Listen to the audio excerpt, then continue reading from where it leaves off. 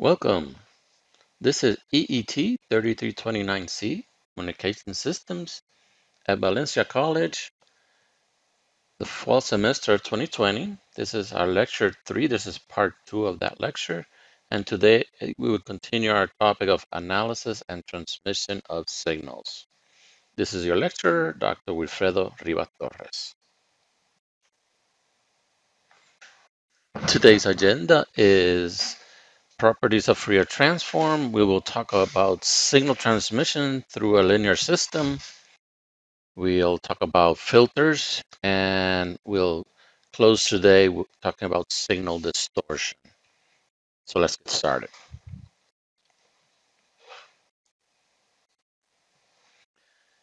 So let's start about some further properties for the Fourier transform. And let's start with this time frequency duality principle. Now, when you look at the Fourier transform, and you look at the inverse Fourier transform, you'll notice that in the time domain, right, this is the Fourier transform. So you take g of t, you do the Fourier transform, and you end up with your capital G of f, right, which is the Fourier transform of g of t. If you want to go back from the Fourier transform and you want to go back to the time domain, you would do the inverse Fourier transform, and you end up with your g of t, or your time domain signal. If you look at the two integrals, you'll see there's a lot of things in common, right? The shape or the form of the integral looks very similar, with this negative on the Fourier transform being pretty much the difference, right? And then, of course, one integrates in time, the other in frequency. But if you look at them, the processes look very similar. Now, this turns out to be a consequence that is of benefit to us, right? Makes things easier for us.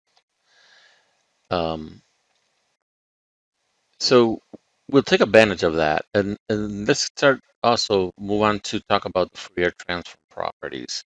So we'll talk about a few properties. Again, I am not going to go into the process of proving any of this stuff. Again, I refer you back to the textbook for that. So the duality property. So what it does is if you have a Fourier transform, right? If you have a Fourier transform of g of t is capital G of f, then if you reverse the roles, right? You have a function that has the same shape as g of f, but in time, right? You can actually say, right, that the Fourier transform is going to be whatever you would have had for g of t. You just negate or the frequency, right? Um, and that's what what's explained here in the text of this slide. And it's a direct consequence of the fact that you have the duality principle again, because the two integrals, right, they look so similar, right? It allows us to do this. Okay, and so let's do an example, right? And this is an example from the book. Now, I'm not sure why in the book they have these two um, functions, g of t and g of f. I think it's an oversight, so we're going to get rid of one. Okay, notice that I got rid of this one. So we're going to have the unit pulse, and its Fourier transform, which is tau sinc pi f tau, right? That's what you have on this figure in A, right? You have this square pulse, as we saw last time, between minus tau and tau. You end up with a sinc function with a value of tau at f equals 0, and then you see that it crosses at integers of 1 over tau, right? Crosses 0. Okay, now if I were to give you the sinc function, and I'm asking you what is the Fourier transform, you can use the duality principle to do that. And you just have to replace t with minus f, right? So if we did this operation here, right, t of sinc pi tau t, you end up with a square function of minus f over tau. That's correct. Now, because this is a an even function, you can actually say you have the square poles of f over. That's yes. Okay. Now, I noticed that here again, the book has a little bit of a problem. So when you look at the result of GFF and you look at this picture, first of all, the magnitude of the square poles is not 2 pi, it should be 1. Um, Also, when they say that this is omega in the book, right? That is not omega, that's actually frequency. If you want to look at it as omega, then you just multiply these 2 points by 2 pi, right? Omega equals 2 pi f. And if you do that, you end up with a pulse that goes between minus pi tau and pi tau in omega, on a horizontal scale of omega. So just take a note of that, that the book, there's a little bit of a problem with the book. All right. So let's study some further properties of the Fourier transform. We have this time scaling property. Again, if whenever you see this, I should have mentioned it earlier. Whenever you see this sort of nomenclature, right? If you have a function GFT and that has a Fourier transform of GFF, that means the Fourier transform exists, then the following applies, right? For any constant a, you would have that g of at. So that means we are what? We're compressing the signal, right? Remember that whenever you multiply t by a, a, a constant, and it clearly says here it's a real constant, that you're compressing the signal, right? That results in a Fourier transfer that's 1 over a, whatever the original Fourier transform would have been for just g, but then take all the frequencies and you divide by a. There's a peculiarity here that they want to make sure you understand is if a is less than 0, then you want to make sure that you have a minus 1, right, or a minus sign in front of it. Okay, and notice that it applies to this value outside, not to the a inside the Fourier transform function itself. It's at this constant that's outside of it. All right. Now, time scaling has a very interesting result, right? So if you notice the function, right, g of t is compressed in time, as I mentioned a while ago, right? So if I try look at the pulse, if I multiply t by uh, some factor, let's say tau, then you end up with between minus half tau and tau, right? Um, but what happens in the frequency domain, right? Notice that we're going to divide by a. You guys remember when we had a function and when we divided by, we actually, what we were doing, we were expanding the function in time. Now, when you do the same thing in frequency, it's just a different variable. Instead of time, you have frequency. Now you would be expanding in frequency. So here is GFT, and then you would notice an expansion. Now, let's say you take the same function, the same square pulse, and you go from to plus or minus tau, or pulse width is 2 tau now, right? This is 1 tau, this is 2 tau. What you see is, down in the frequency domain, the pulse, right, compresses. So what are we trying to say here? What we're saying is time compression of a signal in a spectral expansion. Time scaling states that time compression of a signal results in spectral expansion, and time expansion results in spectral compression. So if you compress in the time domain, it expands in the frequency domain. If you expand in the time domain, it compresses in the frequency domain, which is kind of the simple way to think about it. Um, uh, so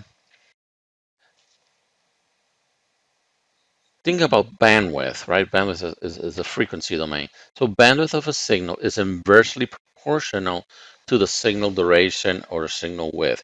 Now, this is going to be very important to us when we start studying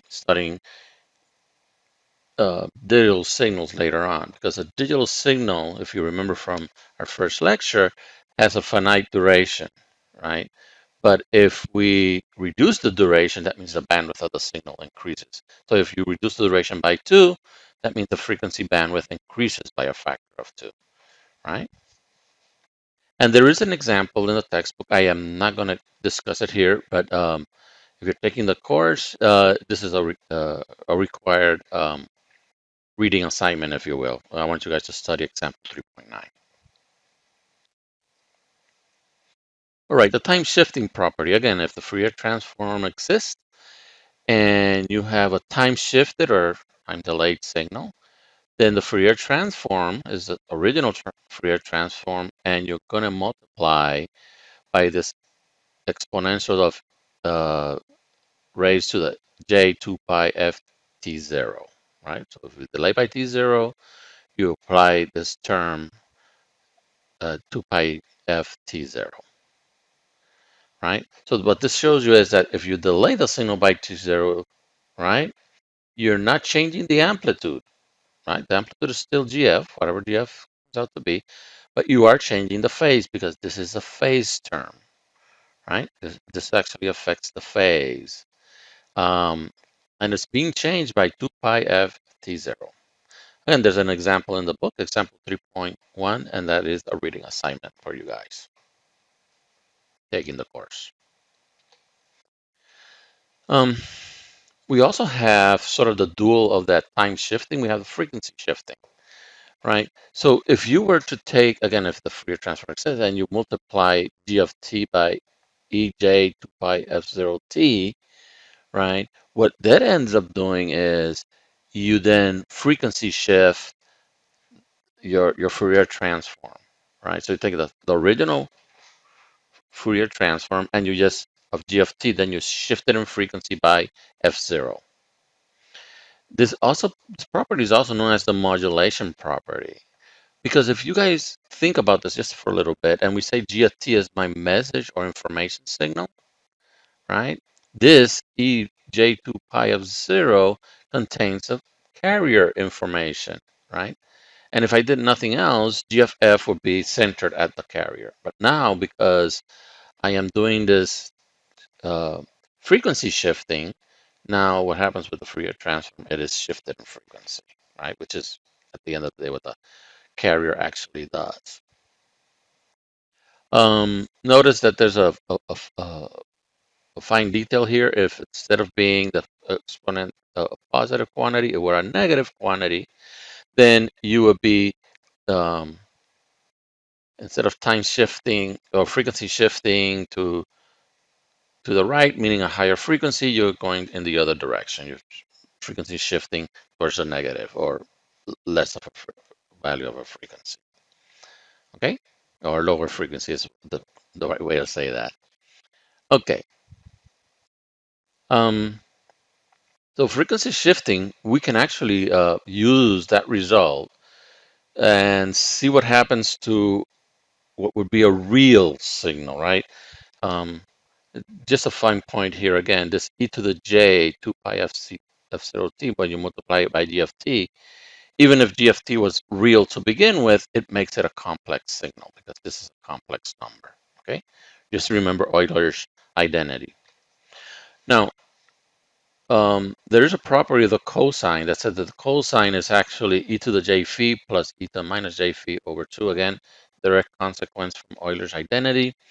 Now, if I take g of t and I multiply it by cosine 2 pi f0 t, I would have, right, using the frequency shift property, you, you would then have 1/2 g of t times the two exponentials, right? And the 1/2 is this 1/2 that comes here.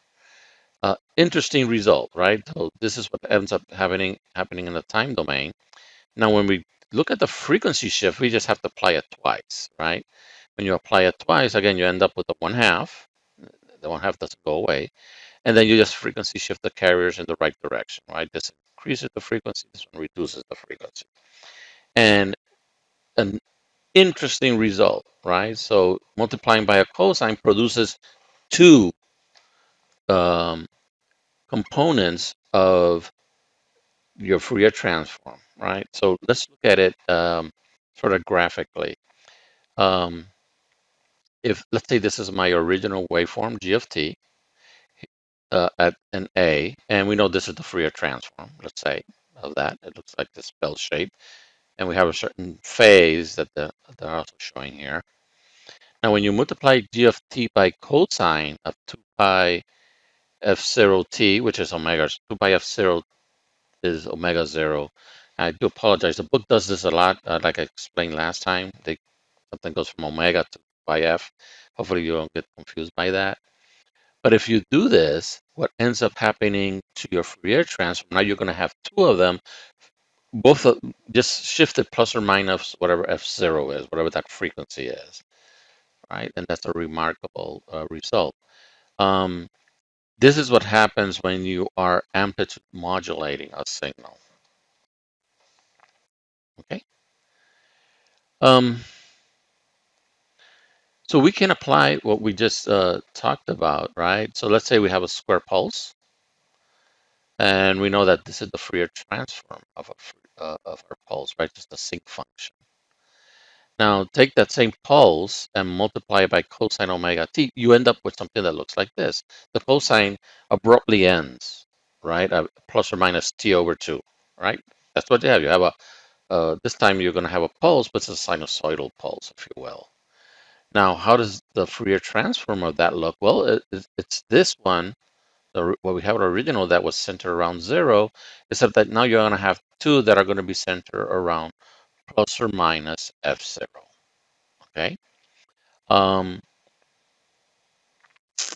and that's it.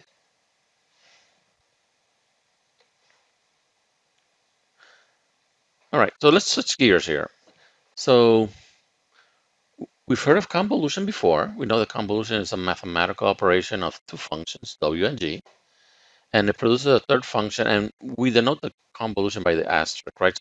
So this parenthesis here reads w, right?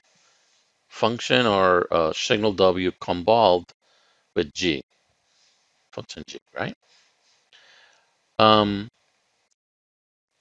and it's defined as the integral of the product of the two functions, where one of them is reversed and time shifted, right? So we do this convolution. Looking at it mathematically, right? G convolution w is the integral from minus to plus infinity of g um, w t minus tau, where we're in the variable of integration is actually tau.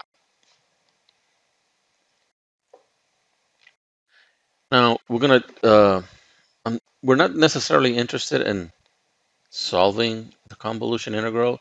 What we're really interested in is in this theorem, right? Right now.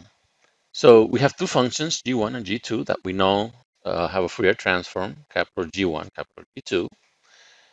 Then what this theorem says is if you have g1 convolved with g2 in the time domain, if you want to look at that in the frequency domain, what you have to do is just multiply g1 by g2, right? And you can do it the other way around too, right? If you have a convolution in the frequency domain, it's like multiplying the two signals in the time domain, okay? Um, and that's about everything I wanted to say on this slide. So we also can deal with differentiation, yes, the derivative of a function. So again, if g of t has a Fourier transform, right, and you do the derivative of g of t in the time domain, that's equivalent as multiplying the original Fourier transform by j to pi f. Okay, and you can actually extend this to any derivative order, so derivative to the nth, right? And you just have to put the term j to pi f to the n multiplied by the original Fourier transform. We can also deal with a time integration. So if you're integrating and you know what g of tau is, again, it's the original function divided this time by j to pi of f, and 1/2 of whatever g of 0 would have been multiplied um, by the impulse of f. Okay. This is what is mathematically correct. We all know that this is just 1/2 of G0, right? Because delta only exists at 0. Okay, so we talked about the convolution because we happen to know that the convolution plays a role when we talk about linear time invariant systems, right? So a linear time invariant is characterized by the time, either in the time domain or in the frequency domain. We can do both, right? It depends on what is most convenient for us at the time. So this figure 324 that I'm showing here is what we use to illustrate what an LTI system is. And by the way, you can use an LTI system to characterize many communication channels, which is the reason that uh, we're we're studying this right now. So, be it that in communication systems or signal processing, wherever you are talking about linear time invariant systems, we're really interested in the kind of system where it's bounded input, bounded output, stable, right?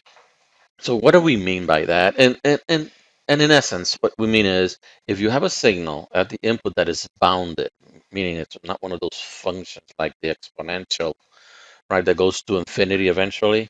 That is not a bounded signal. It has to be a bounded signal so that its energy or its power doesn't go to infinity, right? So if the input is bounded, then and if you put this signal through an LTI system, you are going to get a bounded output. Again, an output that doesn't go to infinity, right? Plus or minus infinity, by the way. That and the fact that it's stable, right?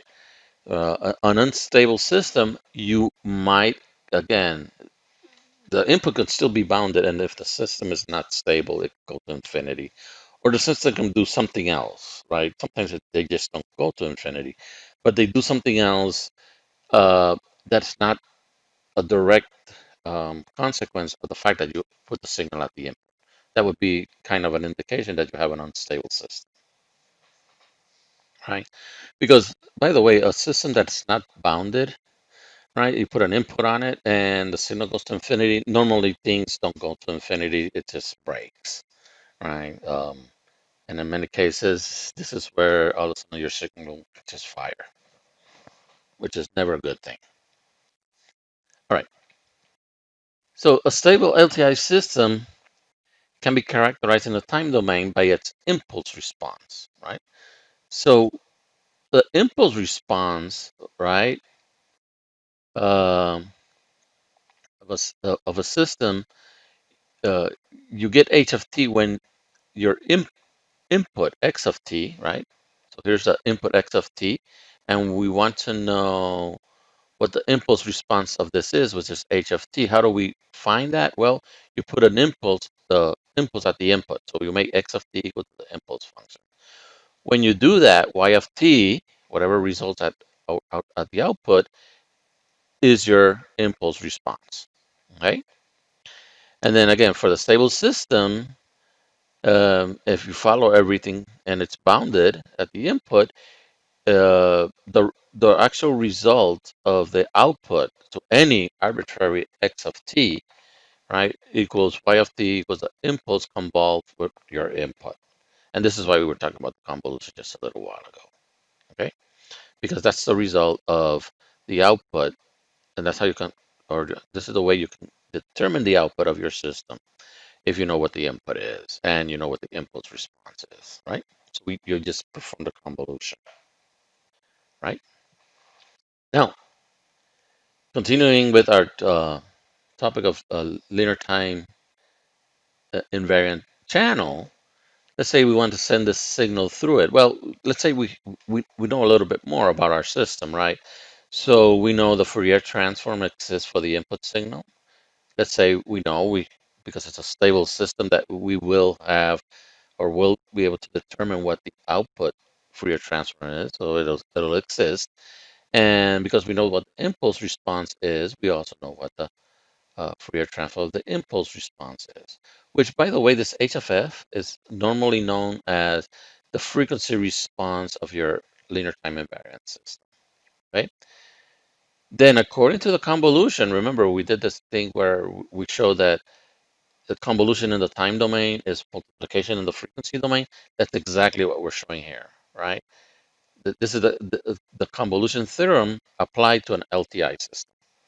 So if I want to determine y of f, I simply multiply the frequency response of my system times the Fourier transform of the input signal, and I know what my output signal frequency response will be. Okay. Like I was saying, h of f is known as a transfer function of the frequency response of the LTI system. And in general, it is complex in general, right? So we sometimes write it as a magnitude and a phase term.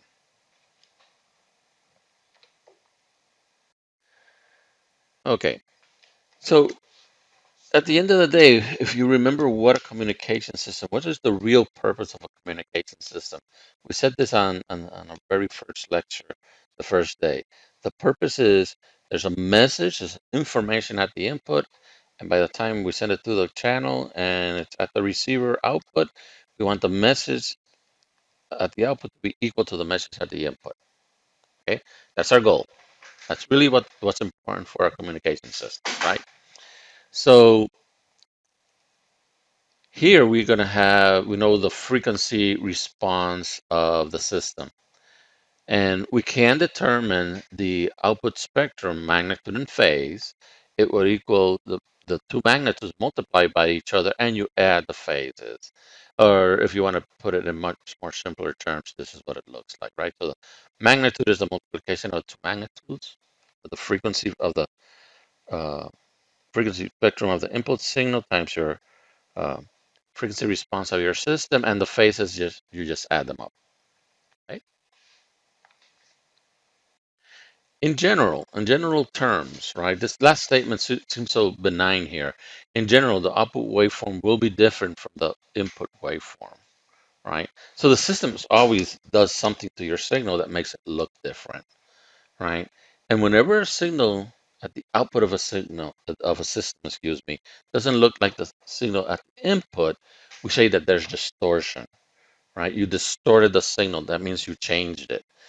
If the signal just changes by a simple constant, right? Let's say we put it through an amplifier and the amplifier has no distortion, um, or negligible distortion, I should say.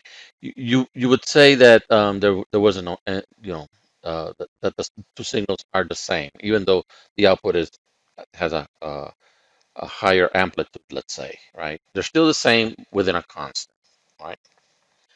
And by the way, that constant can be complex. It means you have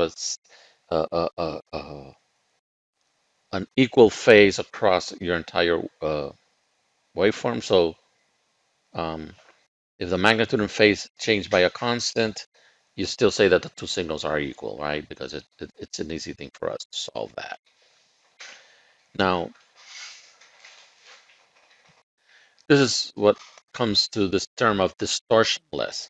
So this distortion is the input and the output uh, have identical wave shape within a multiplicative constant. That's what I was talking about. If you delay it, right? If you delay the output such that it retains um, the characteristics of the input waveform, it's still considered distortionless, right? So if you multiply it by a constant and you delay it by TD, we would still say that the system is still distortionless, right? So essentially, if your HFF is K times e to the constant K and some phase term, that's going to depend on TD, right? Or the time delay. This is still considered distortionless, right? And to see this and understand this further, again, for those of you taking the course, reading assignment is to look at example 316 in the textbook. Now, this next topic, let's talk about what an ideal filter is and a practical filter is, right? Um, Ideal filters allow distortionless transmission. That means they don't distort the signal at all, right? Why is that? Because they let a certain frequency or the frequency of interest through the filter, but get rid of everything else that you don't want, right? So the ideal low pass filters like this one in figure 327, let's say this is a low pass filter, right? Remember, when you look at positive and negative frequencies, sort of focus on the positive side, right? So if I look at this is a low pass filter because it lets frequencies get through up to B. After B, nothing gets through, right? Another term that you might hear about this kind of a filter, this ideal filter, they call them a brick wall filter. Okay. Um, Now, figure 328 shows a few other kinds of filters. So on 328 up here, this is an ideal high pass filter. What you see again, looking just at the positive side, it lets any frequency above B pass, and anything below that, it it doesn't let it through. And then a band pass, it just lets a band of frequencies through centered around F0. So F0 plus or minus frequencies, they get through, nothing else gets through. So these are all brick wall filters. Here's the low pass, here's the high pass, and there's the band pass representations. Now, we'll focus on the low pass filter, but whatever we say for the low pass filter really does apply to the other two. Okay, so let's say you have a low pass filter with a linear phase, right? So when you look at the phase over frequency, it's a line, a certain slope, right? And the slope in our case would be TD, which is whatever the delay through that filter is, right? Um, Therefore, if you put a signal who does not have, when you look at the Fourier transform, its band limited means it only has frequency up to B hertz, right? Then the output, if you put that signal through this filter, your output G is just going to be equal to, excuse me, your output Y is just going to be your input G delayed by TD seconds, right? So Y is going to go G minus TD. Um, and we say that the signal GT is transmitted to the system without distortion, but with some time delay, right? Remember that time delay and phase are related to each other. Okay, so for such a filter, right, the frequency response would have to be that square pulse that we are all familiar with some kind of a phase term, okay? Where the phase is the minus 2 pi FTD. Um,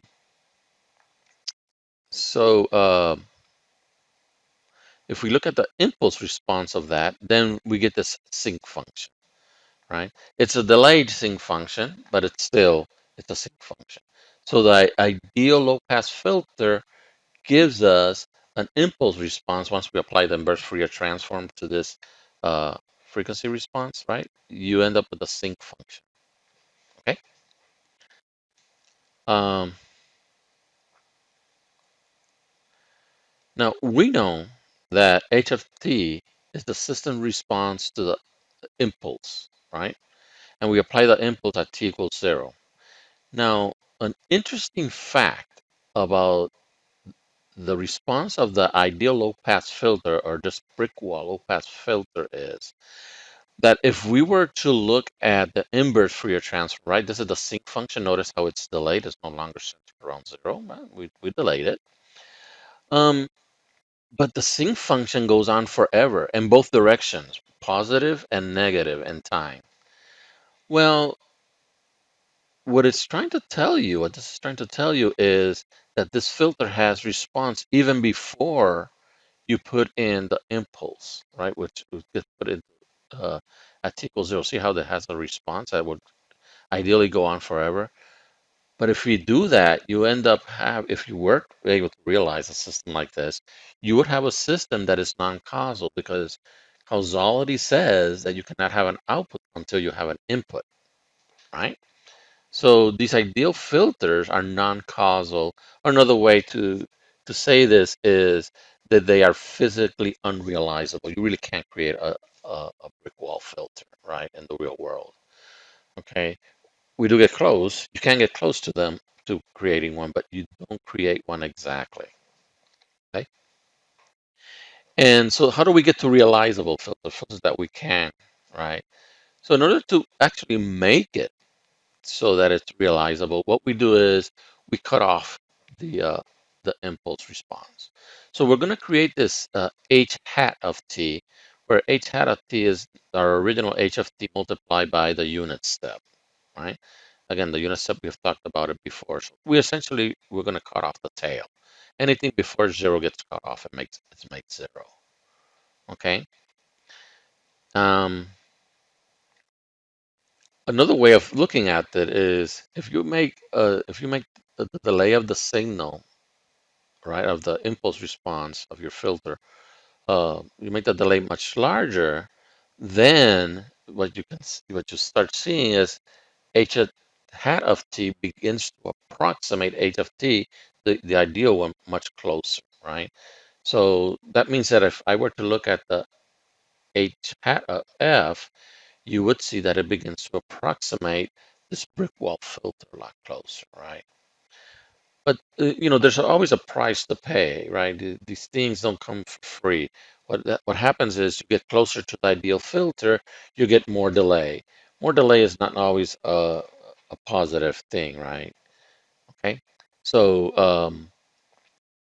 uh, there is always just a price to pay, and in this case, if the closer you want to get to the brick wall filter, the longer you have to wait for the signal. So let's talk about an actual filter type, right? There's many filter types. There's this Butterworth that we're going to talk about. You can talk about Chevy-Chef elliptical filters, etc. There's all kinds of different types of filters. If you look at the one that we're concerned about right now, which is the Butterworth filter, right? It has a an amplitude response in the frequency domain that looks something like this expression here, right? Um, so we're going to try to get to a practical or realizable filter. And in general, they don't have the discontinuity. So and remember, this is the ideal filter, right? That's this dotted line. It just gets to a certain point. We'll call that B, and then it drops straight down and zero afterwards. What you'll notice is this n value in the Fourier transform, this n value, that is known as the filter order. And as n approaches infinity, or the larger it is, the more the response of the Butterworth filter begins to look like our ideal brick wall filter. And you can see right here's like for n equals 1, that's just not a very good filter. Right, by the time you get to n equals 3, it's beginning to look a lot more like our ideal filter. And by the time you get to n equals 16, you can see, right? What's not shown on this graph is n equals 16 has a much larger time delay because the impulse response has been moved out so far that you have to wait a lot more than, let's say, n equals 3 or 4. Okay. Um, a little bit more about realizable systems, right? We like to, and in many places you find this, people start talking just about the magnitude and the magnitude and the magnitude, um, and kind of forget about the phase. Well, those two things are actually not independent; they are interdependent. A certain magnitude result in a certain phase, right, for these systems. If you ever want to know more about this, you can go and study the Hilbert transform pair. That's what Hilbert says, right? If you have a certain amplitude, you have that results in a certain phase. You can actually take it the other way around. If you have a certain phase, that results in a certain amplitude, right? So the more you try to idealize the magnitude of the frequency response, the more the phase deviates from what the ideal has to be, right? Remember a little while ago I said that the phase and the delay are related. That's kind of all these things are related, okay? Um, you might get sometimes an amplitude response to get close to the ideal, let's say the low pass filter, but then the phase response is badly distorted near the cutoff frequency. So the cutoff frequency is this, right? Where we say from this point on, all the energy or the power in the signal is fairly negligible because I'm filtering them out. But what happens around here is the phase can do very gnarly things. Okay, and the closer you get to this ideal response and amplitude, well, you can't forget the phase because the phase is going to do something that might not be kind and nice to your signal. And therefore, it creates distortion because of that. Okay, so just be aware that that can happen in real systems. So we talked about an LTI systems and its frequency response. Um, So now let's take this to the next level, right? Let's take the communication channel and let's study signal distortion. Now, channels are just not perfect, right? So they have imperfections that distort our signals, and we studied a few of them. So let's come here and let's talk a little bit more about this, right? So there's several categories. There's probably more than the ones listed here. But before I continue, those of you in the class, please read section 2.6. There's uh, they do fairness to the topic more than I can do just in a few slides. Okay, so we'll talk some about linear distortion. There is such a thing as linear distortion. There's nonlinearities, and then there's multipath and fading of the signals, and we'll go into the details of this.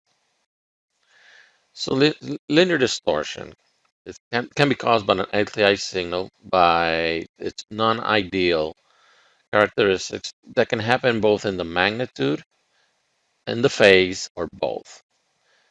Um, So let's say we start off with a pulse g of t, and we're going to limit the interval, let's say between a and b, right? And it's going to be zero elsewhere. Essentially, what we're saying is I can have any signal that I want, but I only want to focus for this interval so I can obviously follow it through this as it goes to the system. And let's say that we look at the Fourier spectrum of this pulse, and we already know that there is a really nice balance between the magnitudes and the phase, and everything adds up in a really nice way. And let's say that outside of certain bandwidth, right, outside of this interval, right, everything is zero. Then the transmission of GFT through an ideal channel satisfies the distortionless transmission, right? As long as all these really nice relationships and this balance of the signal are undisturbed, are not changed, right? So again, we go back to this concept that a distortionless channel only multiplies each component of your signal, right, being the frequency or a time domain, by the same factors and delays each component by the same amount of time. Okay, so anything that in your signal, they all get the same treatment, right? All right. Now, if the amplitude response of the channel is not ideal, that is, the magnitude of HFS is not constant, this whole balance gets disturbed and you end up with um, distortion. Now, how does that distortion manifest itself? Remember, we were studying this short pulse. What happens to our pulse is it begins to spread out. So remember that we said the pulse was going to have a duration from A to B, right? Um, what happens is it sort of spreads itself out, okay? So it expands, okay? So we talk about spreading, or a more technical term is to call it dispersion of the pulse, will occur, right, in the amplitude, the phase, or both. And this is a non-ideal case, right? Um, so you have this dispersion in time, which is particularly damaging to digital communication systems. This is what's known as intersymbol interference, and we'll be talking some more about that when we start talking about digital communication. But if you guys remember, again, in the digital domain, everything is finite time, right? You have a signal, a representation, we sometimes call those symbols, and it lasts for a certain duration, let's say 1 microsecond. But because of this dispersion effect of your channel, right, what you have is now, if we were dedicating only 1 microsecond, it disperses. Now it's more than 1 microsecond. So when you have two symbols or three symbols, right? And we're looking at the one in the middle, let's say A to B is in the middle, it'll spread itself to occupy a little bit of time of the pulse before it and the pulse after it, right? And this increases the probability of creating errors. So let's look at an example, right? It's kind of nice to talk about it, but let's look at an example. And the example is solved mathematically, and I put it here, but I'm just going to sort of look at it pictorially here, right, in this picture. So let's say that this is the h of f of your system, right? And in a perfect world, right, if I put g of t, I would get a g of t at the output that's delayed. And I hope you guys can see sort of what I'm trying to show with my laser pointer here, right? That's just this dotted line that looks just like g of t. However, if you have linear distortion, remember I said you might have a, a pulse, it might be lower in amplitude, right? But it's still there. And then this is one that gets sort of shifted in time uh, to the left, and then you have one that's shifted in time to the right. Here's another small one. So now what you have is what looked like a really nice pulse at the beginning, like this one here, now ends up being the addition of three different pulses, right? Now you have three of them, and then you have the solid line here that doesn't really look like what we had at the beginning, does it? Okay. This is not distortionless. This does have distortion because the output pulse does not look like the input pulse, a delayed version of it. Okay. It does not look like a delayed version of it. So that makes it distortion or distorted. And again, the book goes through the explanation, the mathematical explanation. So let me hold on here for a second and let you guys sort of read that for a little bit.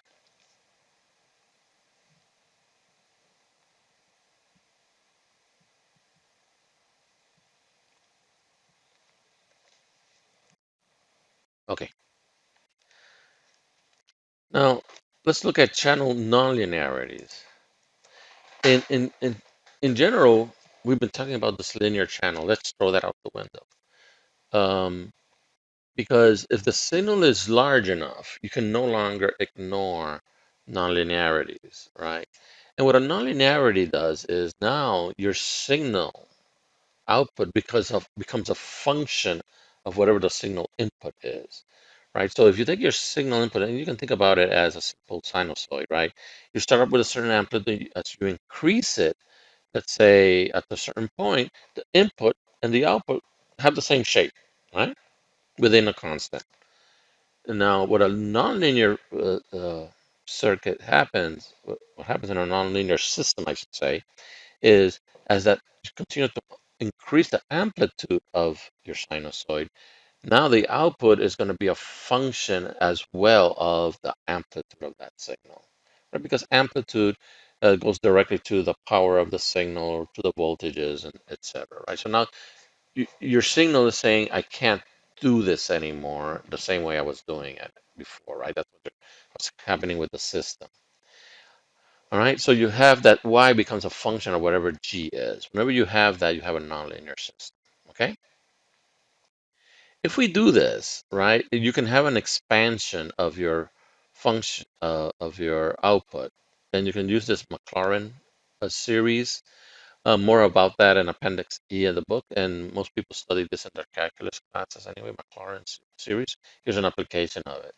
So if you have something like this, you can expand it in this kind of a series where you have a constant term, that will be our DC term, then you have A1G, then G squared, G cubed. See how Y now becomes a function of whatever G is? Depending on the value of G is what you're going to get at Y. It's not a simple constant multiplied by G anymore. Okay, it turns out, right, depending on whatever the G term is, the order, that also determines the bandwidth of that of the order, right? So not only does the frequency change, it also changes the bandwidth. Okay, so the bandwidth of y of t ends up being greater depending on what the highest order that you're willing to look at, and that becomes from being B hertz bandwidth at the input, it becomes K times B hertz at the input. So you have a wider signal bandwidth, I should say. So why is that even a bad thing, right? Oh, I have more bandwidth. Oh, I occupy more bandwidth. Well, if you go back to regulatory commissions around the world, like the FCC in the US, they regulate how much frequency you can occupy. So if you start to spread too wide, that means you are encroaching into somebody else's signal and or signal space, I should say, um, and they won't be too happy. So your neighbor's not going to be happy that you are messing with them because that looks like distortion to their signal. Okay. A very popular kind of high power amplifier that's used in communication is, let's say, this Class C amplifier. Unfortunately, they are fairly nonlinear and cause distortion. So if you try to transmit the signal over this nonlinear channel that includes a Class C amplifier, you are going to get the dispersion in the spectral content of your signal. And again, for digital communications, this nonlinear is this dispersion is sort of different than the time dispersion, right? So the time dispersion that we were talking about just a little while ago when we were talking about the pulse, that is a linear distortion, and that all reflects in the time domain. Now, this nonlinear distortion, really where it's easier to see, is in the frequency domain, and you see this as an interference. So if you have or another, let's say, radio broadcast station adjacent in frequency to yours, they are going to be interfering with you because their signal is spreading in bandwidth. Okay, so we've noticed already two kinds of distortions, right? One is caused by by the linear system, and the other one is caused by the nonlinear system. And even if you're not causing yourself nonlinear distortion, if whoever's in your neighboring frequency spectrum, they can be causing it for you. Okay, and it looks something like this. Again, here's an example from the book. And let's say you have a second order, right? This is a square term. Let's say we're only going to look at that series up to k equals 2. There's no DC term, so just the fundamental frequency and then a second order term. What happens is this is the, looking at this picture here, this is what happens with x of f, right? If y of t were equal to some constant x of t, you had something that looks like this. But because of this distortion, right, now you have this extra double the bandwidth uh, addition to your system.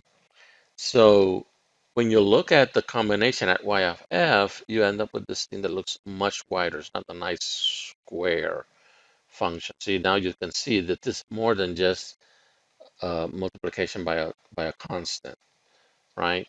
So you have it. You can actually see what the distortion is actually doing in the frequency domain. And even if you filtered it, right? Let's say you apply a low pass filter at 1,000 hertz here, and it were a perfect filter. Even still, the distortion that fell inside the low pass filter, we call that in band or in band distortion in this case. It's still there. You can't filter that out. It's already on the signal, it's in band, and there's no way to remove it at this point. Okay, so more explanation of what's going on that you guys can get from the slides or the textbook. Okay,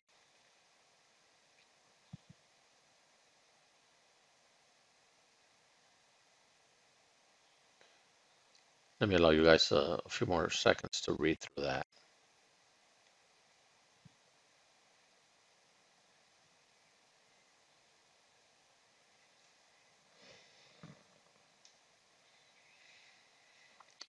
Okay, let's go ahead and continue. So multipath. I think we've mentioned multipath before, but when you transmit a signal, we would always like to see a direct line of sight. I mean, the signal goes from the source to the receiver, and there's nothing in between. But when we try to transmit signals through the air, it can happen that the signal bounces off of different places, and they all eventually go from the transmitter to the receiver through different paths, but they all add up at the input of the receiver. Okay, this is the simple case of just two of those paths, right? There can be many paths, okay, and that's why they call it multipath. Um, and what happens is you have one signal, the main path, let's call that, and it arrives at the receiver with a certain delay. There's going to be another path. It's going to be some kind of different amplitude, and there's also going to be a certain delay plus delta t. So this delay on the second path, right, is larger than the, let's call this the main path. Okay. And you can look at that in the time domain, and you can see that the function becomes a little bit more not as easy to handle as it was before, right? So this is your h of f. It becomes the addition of these two, and then you have to go to the math, and you end up with some kind of a math that looks like this, right? And you can see that now the amplitude, instead of being the really nice one or some uh, simple constant, it no longer is that. And the same thing with the phase. It's no longer simple, right? It depends on whatever delta t is and whatever alpha is. Notice that alpha is a magnitude term, yet it ends up in the phase. So this is a fairly gnarly thing, right? It can create all kinds of problems with you, and it can actually create uh, this phenomenon called a frequency selective null. So what happens is you can be at and by the way, frequency selective nulls are also spatially dependent, right? Because this delta t, it depends on where you are, where the signal is getting reflected from, where's your receiver. So the spatial, right, or the space between the two signals is an important factor now. So you might have seen this actually driving in your car. I don't know if you guys have ever seen this. You drive in your car, let's say you're listening to some FM station, and all of a sudden you let the car sort of idle a little bit, and all of a sudden the signal just you stop, and the signal on your FM radio actually looks or sounds pretty terrible, or just sounds like noise.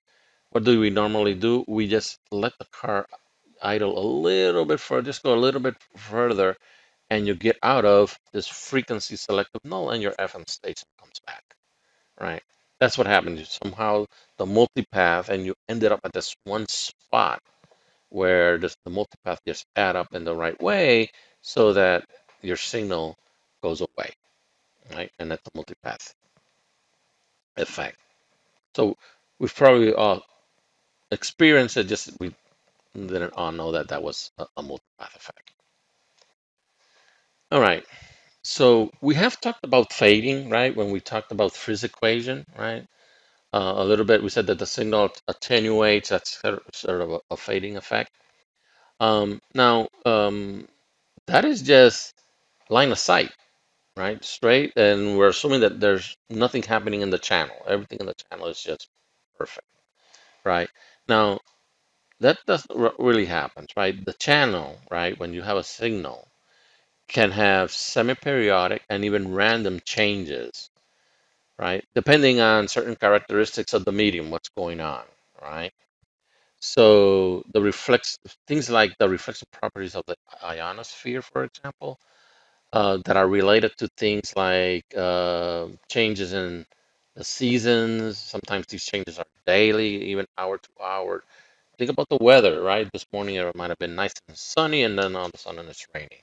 So the characteristics of your channel are indeed changing, right? So you have a channel function that at best is semi-periodic, and most of the time it's just random, causing random attenuations of the signal. This is the phenomenon that's known as fading, more commonly as fading. What it is um, your signal is just fine. You're making a phone call on your cell phone, and then all of a sudden your signal just went away. Even if you're in one spot, you haven't moved, and then all of a sudden your signal drops. It comes back a little while later, maybe, or maybe it doesn't come back, right? That's why we call it semi-periodic and random. Okay, now there is a way to combat this, and that's what we use. That's why we use automatic gain control. So think about an amplifier that, depending on the conditions and what the signal output is, it controls its gain, right? Um, Now fading is strongly frequency dependent, um, and even if you have a signal that occupies a lot of bandwidth, it could be that certain components of your signal suffer uh, more fading than others, so you have an unequal fading, right? Which is quite serious situation and problem, not easy to fix.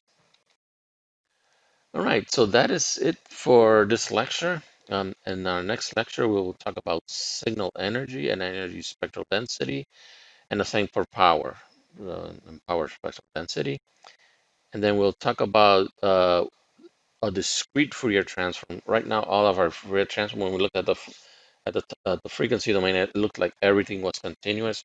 We're going to talk about the discrete Fourier transform, so taking samples in the frequency domain, and the use of the fast Fourier transform.